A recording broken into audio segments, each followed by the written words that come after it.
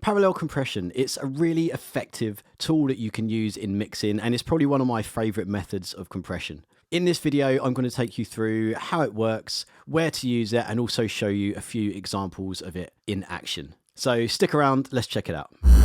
If you do like this video and do find it useful, do hit the like, and also if you hit the subscribe and the notification bell, I'll let you know of upcoming videos. Also, if you want some free stuff, sign up to the mailing list below and I'll send you a few things that you can use in your mixes.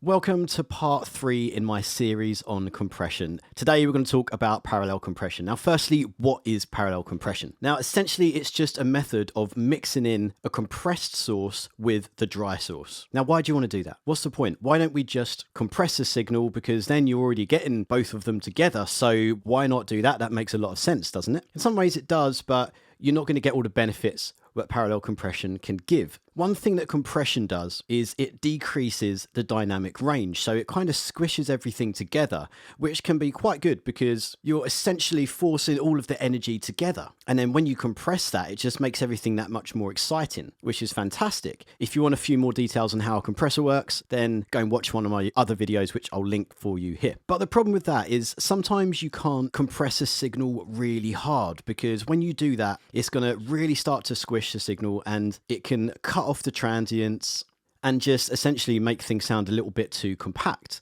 Yes, it's full of energy, but because that energy has been attenuated, it can sometimes make it sound smaller than it should be. This is where parallel compression comes in. It allows you to be able to compress something quite hard to get all of that energy, all of the vibe that we love from high levels of compression, but it allows you to keep some of the clarity and the punch from the original source. One of the main examples is with drums. When you compress drums, when you compress it like a snare drum, for example, even if you set the attack and release appropriately, the more you compress, the more it's going to attenuate that signal. And the harder you do it, the more it's going to essentially totally trash your transients, and you're not going to get that attack at the beginning of the hit anymore. Now, the good thing about parallel compression is if you're really compressing one signal and adding all of that energy into that one signal, and then you have your dry signal, which is totally untouched and has all of the transients, all of the original punch and attack that it had from the start. If you just bring in that parallel compression, you're essentially adding in the energy. So now, for example, if you've got this waveform of that first hit, which is nice big waveform, and then you're just bringing in that parallel compression, you can kind of sit it just under the waveform, and then you're still getting those transients. Now, it's a very rough way of looking at it, but hopefully it kind of makes sense. So I guess the main thing to remember with parallel compression is that you're adding the energy to the source. Unlike how standard compression can essentially attenuate and take some of the energy away, or at least compact the energy. Now you can use this on so many different applications. I use it on drums, vocals, bass guitar, sometimes guitar, and lots of other things, but I'm going to show you just a couple of examples. So let's first start with snare drum. So I'm going to use this method firstly to show you how parallel compression works, but also I'm going to show you the difference of running it in pre or post fader. And for the first part of this example, I'm going to use post fader. Now let's see what happens. So what I've got here is a snare drum. I've got 3 tracks going into one snare group, so into one auxiliary bus. Sounds like this. Right, now to set up the parallel compression, we take a send from that channel. Okay, so we're starting a new bus. Let's call that snare para. Okay, and what we're going to do is we're going to insert a compressor on that channel. I've gone with the rather fantastic 1176, best compressor ever made. And for this example, I'm going to use it in its extremes. A lot of the time when you do parallel compression, as I said earlier, you're going to be compressing a little bit more than you usually would. That means you can get away with higher ratios, 12:1, 20:1, and you can get away with pushing it more, so therefore getting much more gain reduction on the compressor. And one of the standard settings you'll use on the attack and release will be both fast, so fast attack, fast release. You don't have to do it that way, but just so you understand what you're going to get from that, usually we wouldn't be compressing this hard and having a very fast attack on a snare drum, because as I said before, you're going to chop off the transient. But in this case, because we're bringing in the heavily processed signal and we're keeping the transient from the dry signal, we don't have to worry about it as much. So you can get away with having the fast attack and just getting all of the energy. Now, disclaimer, this is not always what I will do. In fact, I'll often have a slower attack just to let a little bit of the transient through in the parallel compression as well. But in this particular method, I'm going to show you with a fast attack, just so we can exaggerate it a little bit more. You just need to bear in mind that every application is different, every mix is different, and the choices you make are entirely up to you. Right, so that's set up. Now, before we have a listen to it, what I'm going to do is I'm going to copy this compressor over to the main snare channel. Okay, so we've got the same settings going on there. Okay, so firstly, let's just have a listen to what it sounds like if you've just got that snare going through that compressor with the current settings.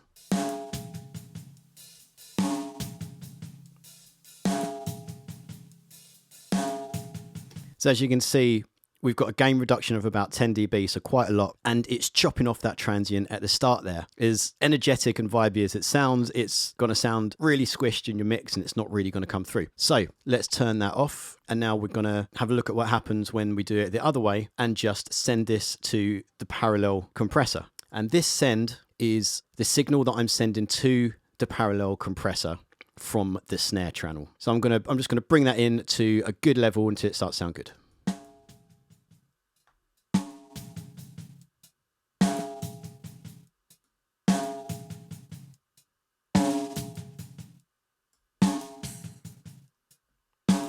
There you go. So you can see that sounds much more punchy because now we're getting the vibe, we're getting the energy from that quite heavily working compressor, but we've still got the transient coming through from the dry snare channel, which is fantastic. Now, the one thing to bear in mind when you're doing it with this method, being in post fader mode on the send, is it's going to be paying attention to what happens to this main fader of the snare. So when I bring that down, it means it's going to bring down the overall level, and it's going to be bringing down the level that's going to the send, and therefore the level that's going to the compressor. So as the snare drum gets softer, the compressor is going to be working far less than it was. So you'll notice the gain reduction go down as the snare drum does. So let's have a look at that.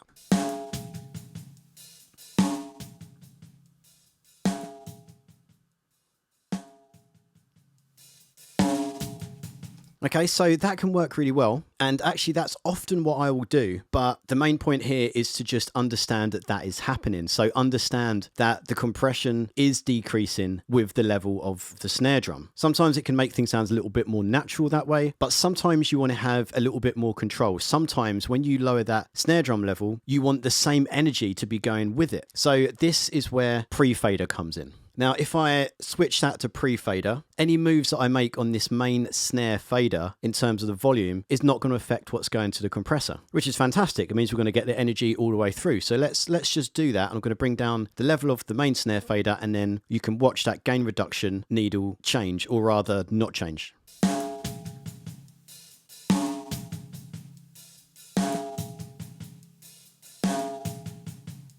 Great, but the problem with that is I got the snare fader all the way to the bottom, so it should be muted at this point. But of course, we're now hearing the compressed version by itself, so that's not moving with it at all. Now, one thing you can do is you can group these two faders together, the snare channel and the parallel compressed snare channel. You can group those so they move together at the same time. That would essentially solve the problem. The other option is you can put both of these channels into their own auxiliary. So if we do that, we'll create a single auxiliary from the output of the channel, so not from the send this time, from the direct output. Call that snare group. Lovely jubbly. So now when I increase or decrease the level on the snare group channel, it's going to take both the dry snare and the parallel compressed snare. So it means what you can do is you can set up how much compression you want to be in the snare, and then you can essentially allow it to stay there. So let's just set that up first.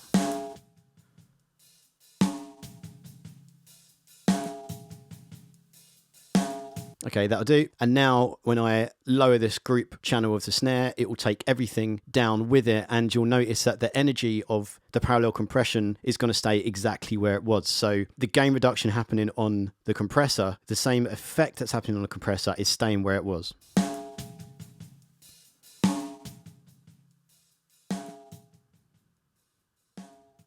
Okay, so that can be a really effective method of doing it. And it's the most consistent way of doing it. It doesn't necessarily have to be the right way. And there are lots of people out there saying that if you do parallel compression using a post send, then you're doing it wrong and it's a disaster, and don't do that. And there's not actually a right or wrong when it comes to this, because every mix is different, every application is different, and what you're trying to get from it can be different each time. The main thing to understand is what is happening when you're using pre or post fader. And like I said earlier, when I'm doing drums like this, I'll often do it in post because I do have the compression whacked up quite a lot. But you do need to understand and just really bear this in mind, that when you're making these changes, when you're adjusting that main snare fader, it's going to be increasing or decreasing the intensity of the compression on the parallel channel too. So it means when you make some moves, they can be quite big moves. And if that's what you want, then that's fine. And you know what? It works for Andrew Sheps, and he's got a few Grammys, so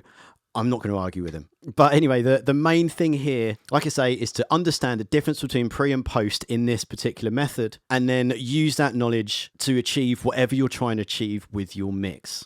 Now, there are so many different applications that you can use this method for, but I'm going to show you how it works on vocals as well, because that's quite a big one. So let's set it up in exactly the same way. So we've got a vocal here, and we're going to do the same thing. We're going to take a send from that channel, Paravox, that'll do. Okay, and we're going to set up that compressor on the parallel channel. Let's go with that similar setting. So I'm just using the revision A version of the 1176 this time. It's just a little bit grittier, but you can use whatever you like. The 1176 just does lots of wonderful things in parallel compression. It's one of the vibiest compressors around, and what you're trying to get from this type of method is vibe. So it makes a lot of sense. Okay, so what I've done is I've set it up in the same way. So we've got quite an aggressive amount of compression there. We've got 20:1 ratio, and we're going to be smashing it quite a lot. So let's have a look with the gain reduction on. In fact, we're going to take off to start off with, so you can actually just hear the vocal. Something inside that don't work right.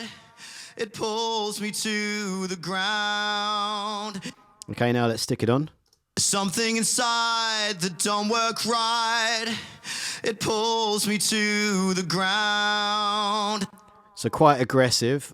Obviously that's compressing that a little bit more than I'd usually be doing. So now with it the other way, so in parallel, so let's mute that original one. Let's bring in this parallel, show you what I'm doing over here. Okay, so as we're setting this up, what I'll tend to do is, because I'm using it in post fade mode, I'm going to start it quite high and just get pretty much a maximum of what I'm looking for. So I'm just going to set that and get a good level. Something inside that don't work right. Something inside that don't work right. It pulls me to the ground.